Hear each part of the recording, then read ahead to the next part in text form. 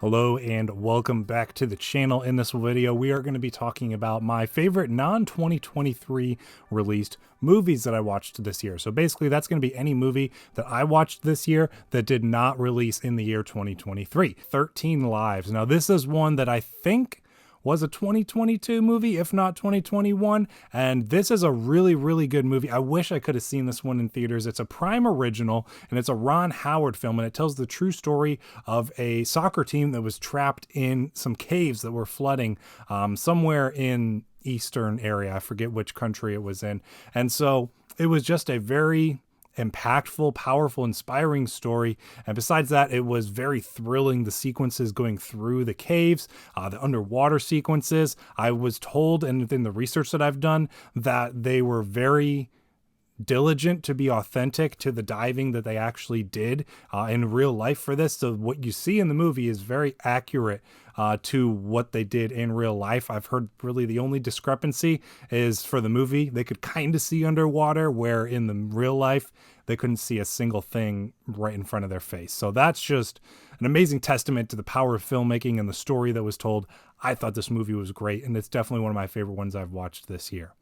Next, we have the movie Birdman. Now, Birdman is a very popular Michael Keaton movie. It's one of those really cool films that kind of films it as if it's a oneer. So there's a lot of different tracking shots, really great camera movement and cinematography throughout. I thought his performance was great, as well as a lot of the other cast that was in there. It was a pretty stacked cast of different actors throughout the film.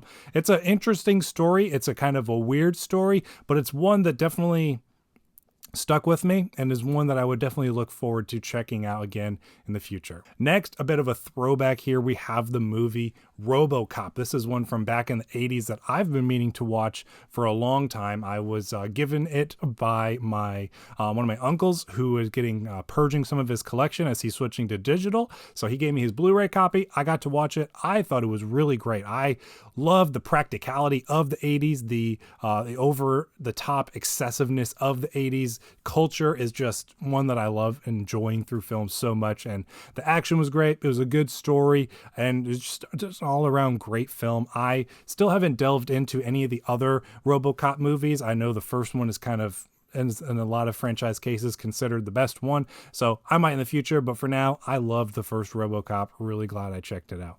Next movie we have is a Studio Ghibli movie, Pono. Now, I have been getting into Ghibli over the past several of years, checking out more and more of their films slowly, and one that I checked out this year was Pono, which is kind of an anime retelling of the Little Mermaid story. And I didn't realize it until I was about halfway through the movie, and I was like, this is oddly familiar plot. But it's done really well. It's not done in a, in vain kind of thing of Little Mermaid being superior.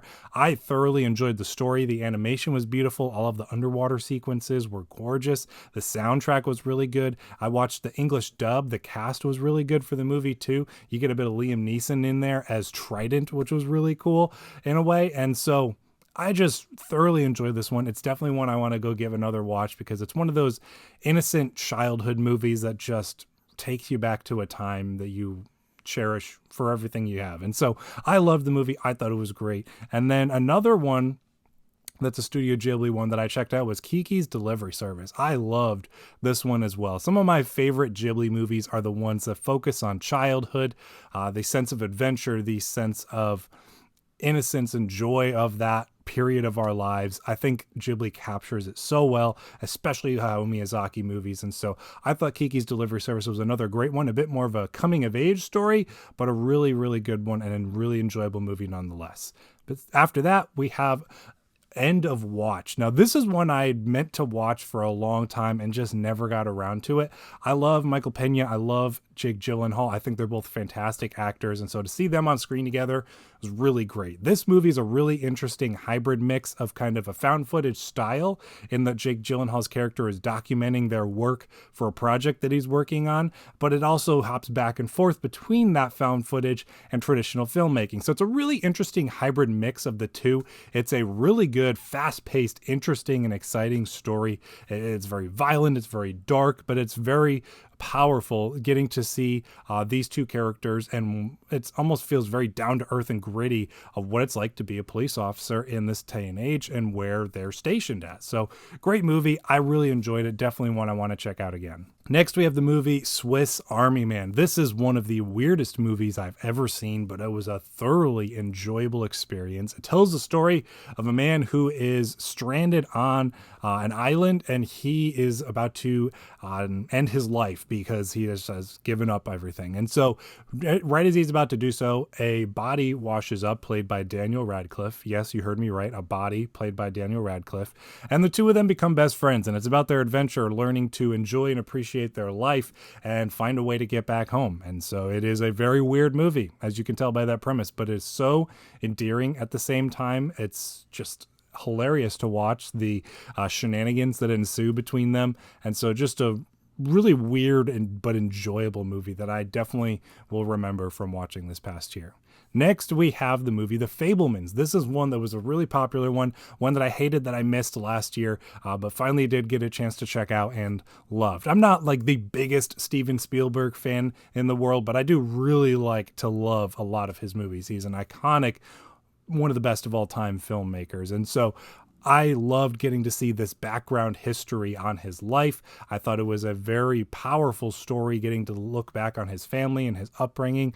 Very, very well told. So definitely one I would be happy to revisit again, and one that, though I missed it in theaters last year, really happy that I was able to check it out still. Next, we have a Laika Studios movie. Now, for the longest time, I had only seen Kubo and the Two Strings and absolutely adored it. So I finally delved into another Laika movie this year, and that is Coraline.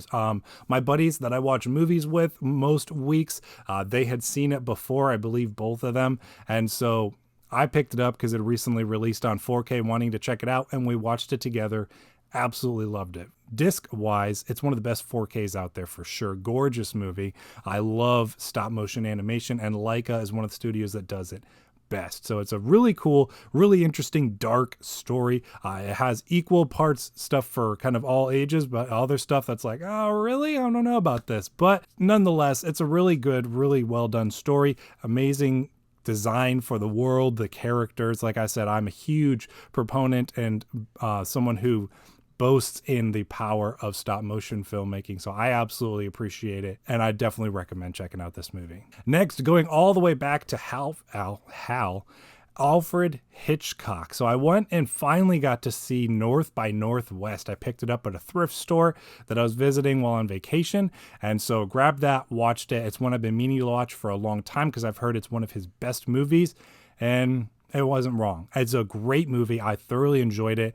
Really, really cool setup and premise of this man who just kind of gets caught up in this whole escapade between these crimes and this agency and stuff. He's mistaken for someone he's not. And so it's just really, really interesting story, really well done effects and practical side of things, being for the time period of, I believe, the 50s when this came out. And so just a thoroughly enjoyable kind of action thriller from a day that is long behind us, but one that still goes to show that you don't need all of these amazing CGI effects that we have these days to tell a really good, really entertaining action movie. Next, probably one of my favorite experiences from this year, I finally got a chance to see When Harry Met Sally. This is by far one of my favorite experiences from this year. I've been wanting to watch this movie for a long time. It was another one I got from one of my uncles and absolutely loved it. I thought it was an amazing story. The characters are just beautiful to experience their story as they're just learning what they want in life, finding themselves, finding one another throughout it. I thought it was an amazing story. Fantastic writing, one that fits into kind of the all-in-all holiday season, I think. I think that's always makes it even a little bit more enjoyable too. So if you, like me, up until this year had not seen When Harry Met Sally, you got to check it out. It's a really fantastic movie. Next, we have the movie Kung Fu Hustle. This is one that I really enjoyed. I had started this one years ago, never got a chance to finish it. Decided I was going to pick it up on Blu-ray, give it another shot, and I'm so glad I did. This is one of those just bombastic, wild, over-the-top martial arts movies. It's almost Looney Tunes-esque in its humor, which is really fun, and in its effects, but it's all just something so isolated in its own way. It's so unique. I loved just jumping into this world, and it just not even holding her hand, just like, we're going to go on a wild ride and we're going to have a fun time. So I absolutely loved it. The stunt work in this one was coordinated by the same guy who did the Matrix movies. There's some really good performances in this one too. So if you are into martial arts movies, action movies, Matrix type action, definitely check out Kung Fu Hustle. All right, I got two more, and then I want to hear from you in the comments. So next we have the movie Sword Art Online Ordinal Scale. So I have been a huge fan of the first season of Sword Art Online for a long time. It was one of the first animes I got into, so very significant for me. And so I had continued with some of the show since then, but it wasn't nearly as good as that first part of season 1. And so I just kind of gave up on the series. But then recently I had heard that actually Sword Art Online Ordinal Scale, the movie, was really good and a really good continuation from that first season. So I went, checked it out. I believe it was streaming on Hulu. I don't know if it still is, and absolutely loved it. I thought it was a really great follow-up to all of the events that took place in that first season. So it's definitely one that you will have to have had done the homework of watching at least season 1 of the show. So it's not going to be something for everyone, but as far as an anime movie goes, I thought it was really great. The animation was really good. The characters, they continue to take them in interesting, compelling directions that make sense for what had all happened in that first season of the show. And it picks and chooses the right stuff that makes that show great and carried that over into the film. So I thought it was a great one. I really enjoyed it, and it's definitely one I recommend. Lastly, another one of my favorite movie experiences this year, we have the movie Manari. Now, I actually bought this movie like when it first came out on Blu-ray. I think it was in 2021, maybe late 2021, and I never watched it. I bought it because I'd heard great things about it. I liked Steven Yeun. I was really interested by the story in the trailer, but I just never got around to watching it. So finally this year, I convicted myself and I said, you got to watch this movie. It's been in your collection for like 2 years and you never watched it. So I finally did. I finally watched it, and I loved it. Now, it is also streaming on Netflix, I'm pretty sure. So if you want to check this one out and you got Netflix, go give it a watch. It's a very powerful, very down-to-earth, realistic story just about the American dream. It's about a Korean family who is moving to a new area in the United States just to follow out that dream of being an American. And it goes through the highs, it goes through the lows, and it's just a very powerful, realistic, real people story. So if you want to check that one out, like I said, it should still be on Netflix as far as I know. It's a fantastic movie. So I'm so glad I finally checked that one out.